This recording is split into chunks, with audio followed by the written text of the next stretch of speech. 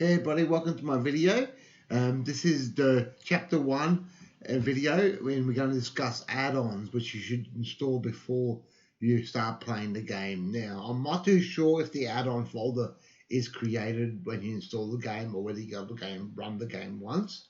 But the add-on folder for PC is in My Documents, Elder Scrolls Online, Live add-ons. And basically, as you can see, I've got a whole bunch, but we're only going to discuss some basic ones for you. Now, one really good tool to use is Minion. Now, as you can see, there's a whole bunch of add-ons you can find, and it finds it from the main website. And you can look up the add-on, and in some cases, like not this one, some of them will basically tell you. I'm not winning this time. Let's try if it's this one. Aha, here we go. This add-on needs LibAddonMenu too. So some of them do tell you what you need. Maybe the other ones didn't have any prerequisites for them. So, but in the description of this video, I will list all the dependencies for the ones we are doing. Now, the thing with Minion is, as you can see, well, I've got all my ones. It'll basically check the website for new versions, and you can just quickly update them, basically. Now, you do need to reload, if you're in the game at a time, you need to reload your UI for it to get the new update anyways. Now, to get Minion, you go to minion.mmoi.com, and basically you can download from there. And basically there's instructions on how to do it there. Now, the add-ons we're discussing is, the first one is SkyShards. Now, every 3 SkyShard you pick up in the game gives you 1 skill point. So, and this basically shows you in the map, in game, basically roughly where they are for the different territories. And you also see where you've picked them up. And as you can see, when I go to this area here, there are no SkyShards picking up because I picked them up in that area already. So here, there are some missing because I've picked them up, but there's some I haven't picked up yet. So, and I said, you really need to pick these SkyShards up because just the base storyline, and you're not going to have enough skill points for this build because we are making a crafter. Now, LoreBooks. One of the skill lines we are leveling is the Mage Guild, and we do need to get to level 10. So the LoreBooks basically show you where the LoreBooks are in maps, and that's how they appear there. They appear as little blue books, not the yellow books you find, and they often are in multiple locations, same book around the place. So yeah, you want to pick up as many as you can, and as we're running around the different areas, doing other stuff before you do the main alliance quest lines, pick as many of them up as you can. Go out of your way to pick up the SkyShards too while we're there. The LibLazyCrafting Writ, it does some of the crafting for basically, and just automates the crafting for some of our crafting skills. Now, it doesn't do provisioning or alchemy. There are add-ons you can get for that, but I generally don't use it for that. But what it does is when you've gotten the Writ from the notice board, you go to a crafting table, and it automatically crafts those ones for it. And if you need stuff from your bank, like some Writs do, you go to your bank and you hit open, and it just takes everything out and closes the bank for you and makes it really easy to use. So you might not want this one, but you know, it's lazy, you know what I mean? Now, the next one's really important because as you're making a new character, we don't have ESO Plus, we've just got the base game. You basically need to make a whole bunch of bank toons to store your gear because you're not going to have much bank space at first, and basically bank toons can help you have more space, and while each character you can increase your bag space and bank space with money, at first you're not going to have that money to do that. So this using a whole bunch of bank toons, and I pretty much suggest you max out all your other character slots with bank toons. Now, as you can see here, I have one for wood, steel, and cloth, which are basically our main weapons and armor trade skill.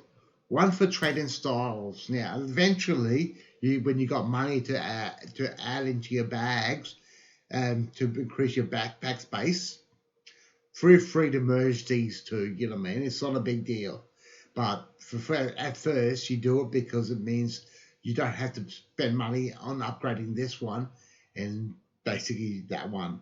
Now, herbs, you get a fair bit of herbs in the game, so you might want to keep that one by yourself. Food is the same thing, but eventually you can kind of maybe mix these two together. So originally, when I first started playing, I only had 2 bank toons, but I constantly was spending money upgrading their bags, and it can be really expensive. So, one for runes.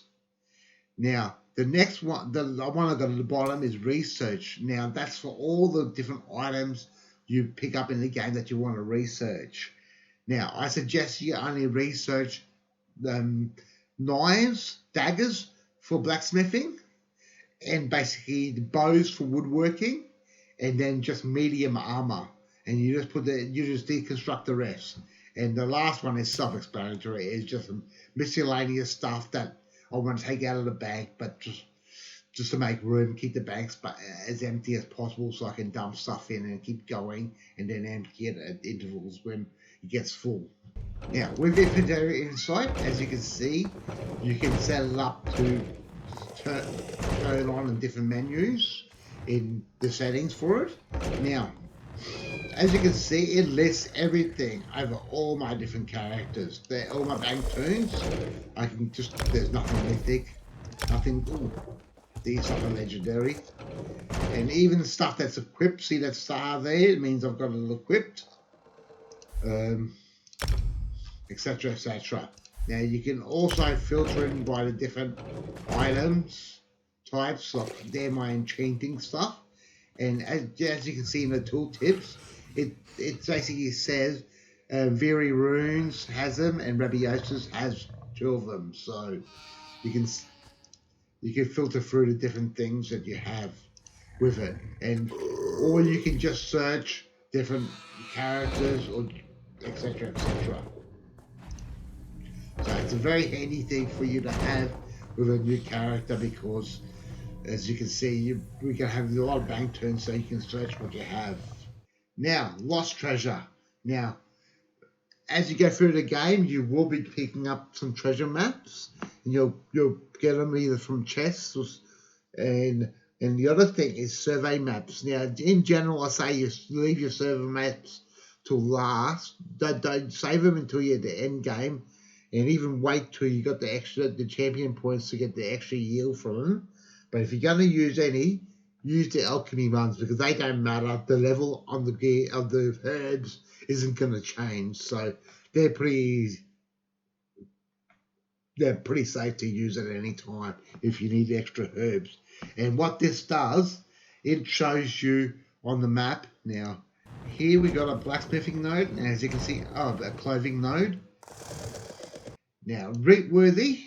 Now, this one is to do for your end game master writs. So, basically, you don't need it straight away, but it helps you a lot. It shows you what you need for it. It even shows you the cost and of what you're doing, etc, etc. So now the next 2, you do have to read the readme when you download it, because they have custom stuff to install, and the next 2 are really important too. I've left them for last, but they're some of the most important ones. And the first one is for HarvestMap. Now, this basically lets you have nodes, shows you position of nodes all over the world, so you don't have to. It makes it a lot easier finding the harvesting nodes. As you can see here, that's a herb node there. Anyway, so here you go. Here's a water node. So basically, as you can see, it shows you the water node. Now, as I said, do you have to read the instructions for the README? for this because you need to update the data it has to basically to get those nodes appear on the map. Okay, this next one is really important because this is how you tell how much something costs in game. Now, it also has the Tamriel Trade Center website here. Now, this website is how you search for, basically you can search for, basically as in case of recruiter here, you can actually look up that rune on the website and basically see who's selling it, then sort by and other stuff, basically anything that, but you need to install, if you're going to be selling, you need to install a little program which comes with the add-on in its own directory. And if you're going to be selling stuff, as you should, basically this will tell you, the readme will tell you what to do to, oh, fuck it. Okay, that's all about setting up your mods. I hope you enjoyed this video and have a nice day.